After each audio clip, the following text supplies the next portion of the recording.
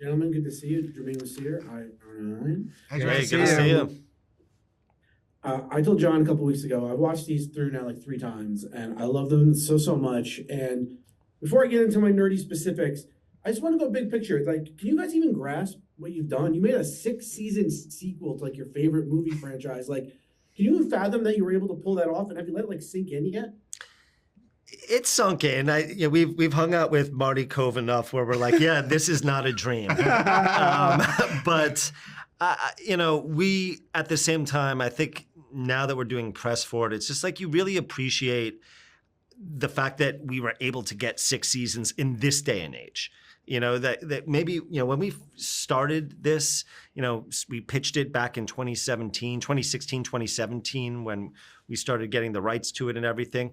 The concept of having a 6-season TV show was still like a possibility, but it was a long shot back then. Nowadays, it's really tough to get to season 6. And so, I think that the stars aligned in a lot of ways, going from YouTube to Netflix. And, we're just really appreciative and thankful that things worked out in the best possible way. Yeah. And it did. And I've been waiting since season one. We finally got there. You're the best. Came in there. Did you always know?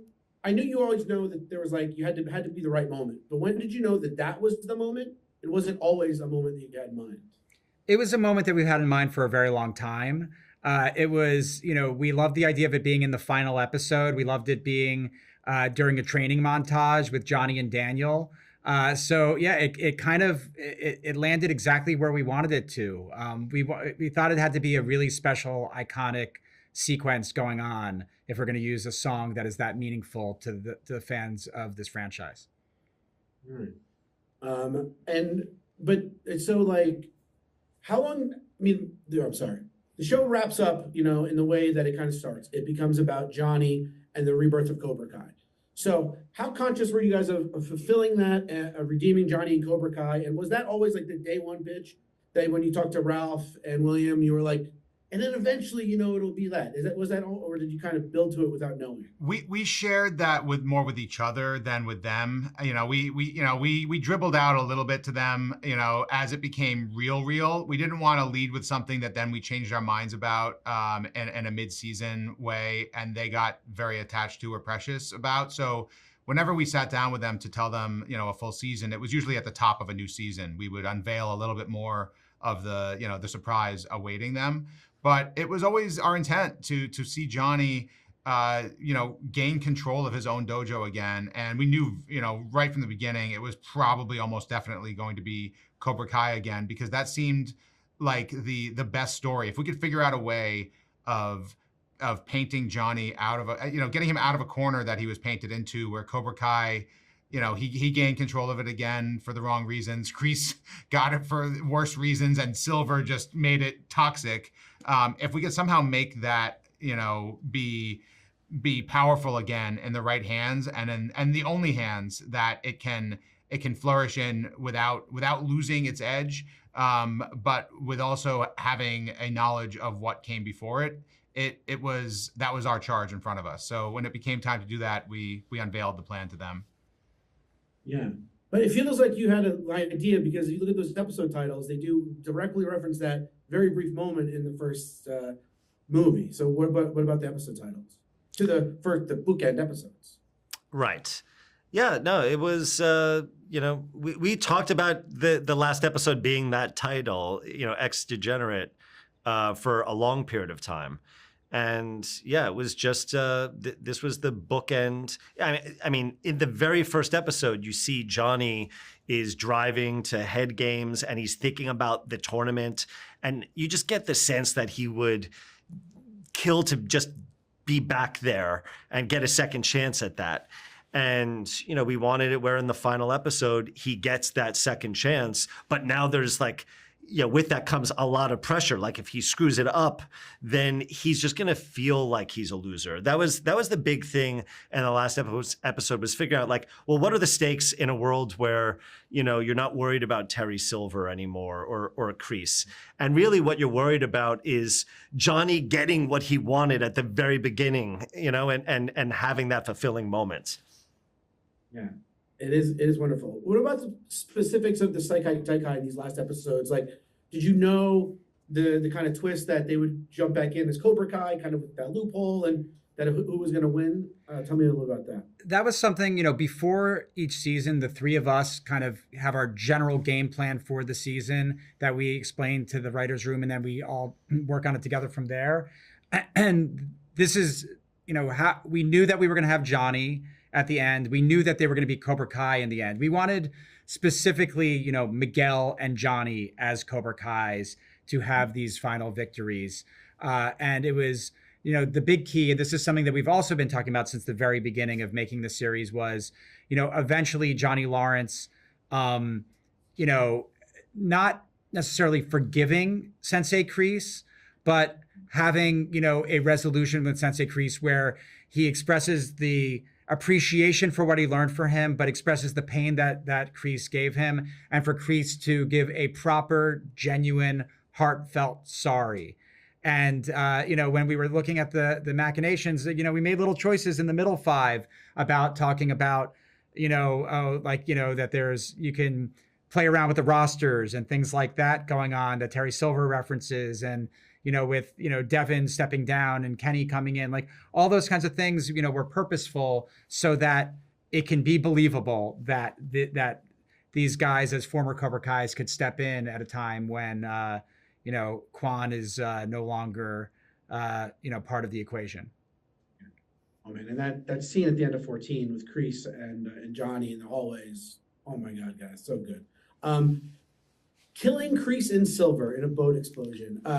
Tell me about that decision. Was there any specific reason, and why doesn't it really kind of get brought up again in the finale? I know he mentions it real quick, but tell me a little bit about both arcs. From an early, from the earliest days of talking about Kreese stepping back into this world, we knew that, his final moment on the show would be something self-sacrificial to protect Johnny. And then, once Silver entered the equation, it became clear that was going to be the clash. We could not have predicted. I can't sit here with a straight face and tell you, oh yeah, it was 2016 and we said it's going to be on a yacht.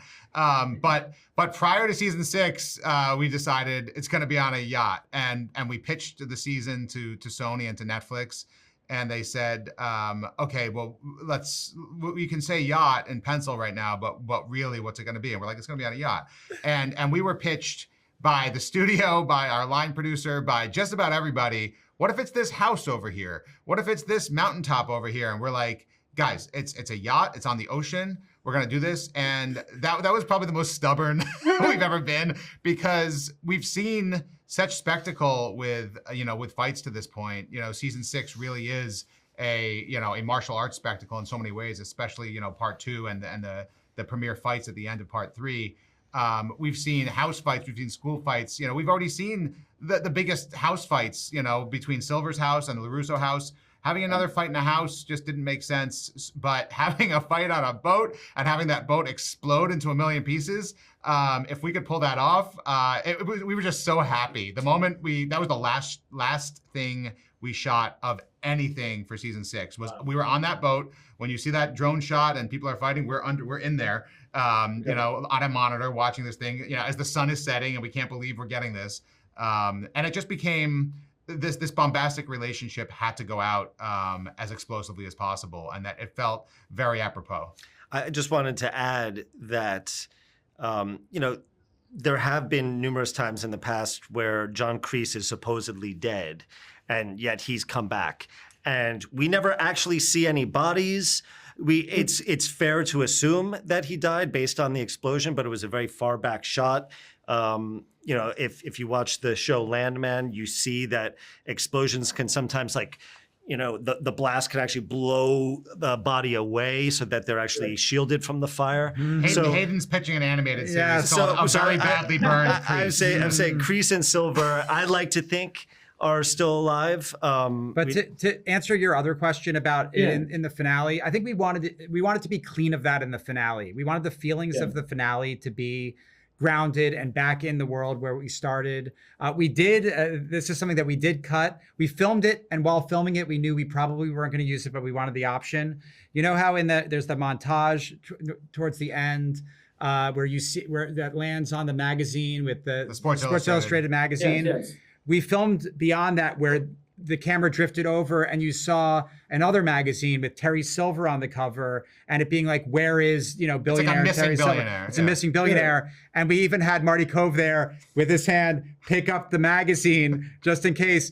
We knew it would be too ridiculous As to we put on the filmed it, show. we were like, We didn't want to make it clear that he's alive, so we felt it's better to keep Yeah. it vague and let the audience interpret it. But however also they we want. wanted to give the events of 15 their own, like John said, like when he says free and clear, like this happened, that boat exploded so much that nothing remained.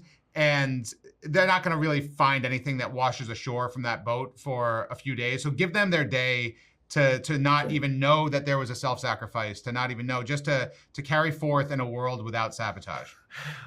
But then one day they're going to open the door and see a third-degree burned Terry Silver pissed off beyond I love belief. that. Okay. Freddie Krueger, Terry Silver. Yes. You brought back basically everybody you could and would want.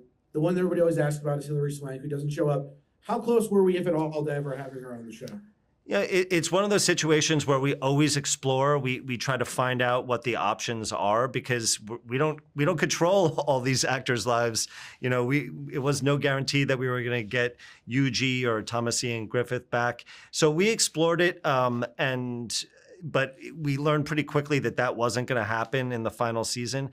And we always construct things in a way where there's it's not everything reliant on one uncontrollable piece of talent so that like, oh my God, the whole house of cards falls apart. Well, Elizabeth Shue would have, everything would have fallen apart had she not shown up. That was the one exception. That was the thing where we painted ourselves into a corner. Only she could Yes. unpaint ourselves. No, from but it. I will say, with Julie Pierce, it was something that, we would have loved to have done. But, one of the things we always say is, things happen for a reason. And creatively, it actually worked out totally fine, and we're thrilled with how this season ended up. And I'll say there's no lost episode out there. We didn't get deep enough where we're like, here it is, like, and now we have to totally shift. Like we explored very early to just, make that relationship and see if it was possible. And, the timing was such that it just couldn't work out. And we wrote, knowing that. So we didn't have,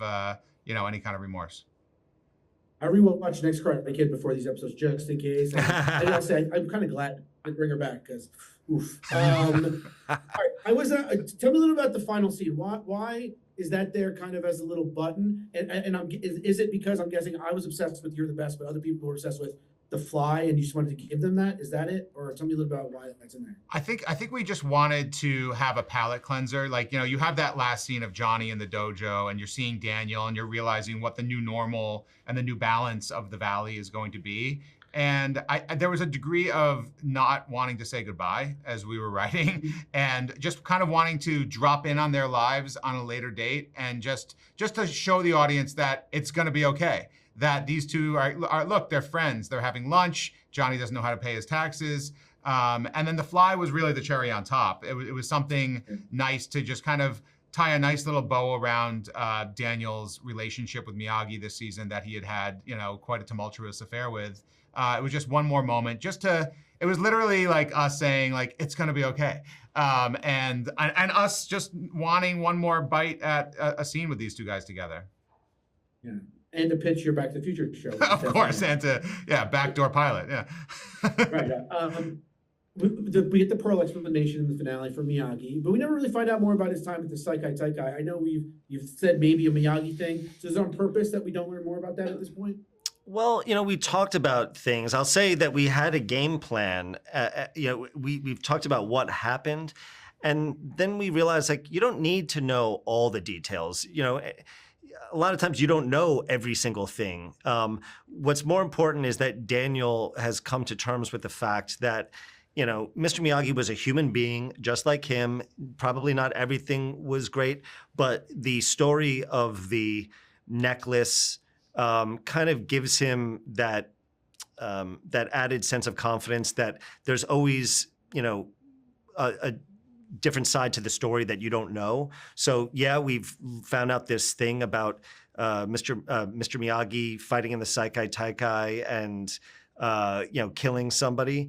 But maybe there's another side of that that makes it seem not as bad, and we don't know it. But Daniel will probably just assume the best when it comes to Mr. Miyagi. Yeah. And if it was something, well, then you know what? He's a human being just like all of us. And then, yes, selfishly for us, we if we're doing a Miyagi spinoff, now you'll get to see what actually happened there. Right. One of the things that first brought me in with the show is they used kind of some alternate footage in that first episode of with the big fight. And you said you had access to more of that. Was there any other moments that I maybe missed or I'm not remembering where you use alternate footage from the movies in flashbacks? I think maybe in the in 613 when in one of the Johnny Kreese scenes and Johnny's flashing back to when Kreese is got him in a chokehold. I think that we're using that might be a new angle that we didn't use in episode 1 of the series. Yeah. I think there's that, but I think throughout the series, there's a number of moments like that where our editors had access to all the dailies and threw things in there. But that was definitely one where we did it. Yeah, in season 3, we obviously did the whole Karate Kid Part 2, moment with Daniel and Chosen right before, we flashback to Chosen. We used a lot of new angles there between Daniel and Miyagi. Whenever we kind of go to the flashbacks, we try to show the dailies footage when we can get it. It's all, it was never fully digitized. Like we keep sending people back to the salt mines to look for it. Yeah, of course. Now you guys have said you want to do more in this world, and hopefully we'll find out at some point when or if that happens. But with the new movie coming out, do you think the success of that movie will have any bearing on your ability to continue in the Cobra Kai world? I don't think so. Yeah, I think, look, a high tide raises all ships. So, we're rooting for that movie. This is a big ecosystem, the Karate Kid universe. We've been most invested in the Daniel LaRusso, Johnny Lawrence, John Kreese story for 6 seasons. That's a different branch of the tree. That's, Mr. Han's universe that, Daniel is stepping into, and we wish it well. And we hope that everything in this universe can have their moment to shine. Well, you guys made it shine. And I like I said, I have a piece going up to much this show meant to me. And I really want to thank you so much because it was incredible, like a dream come true. I know it's a dream come true for you guys. Yeah, it is. It was also one to watch it. I remember when we spoke the first time about this show, we were in Hayden's apartment before it even, aired on YouTube. And, we felt your shared fandom with us then. So it's been just a real pleasure for us for the past 7 years to get to do this. I appreciate you guys. We'll talk soon. Have a good one. Yeah, All right, be well. Take care.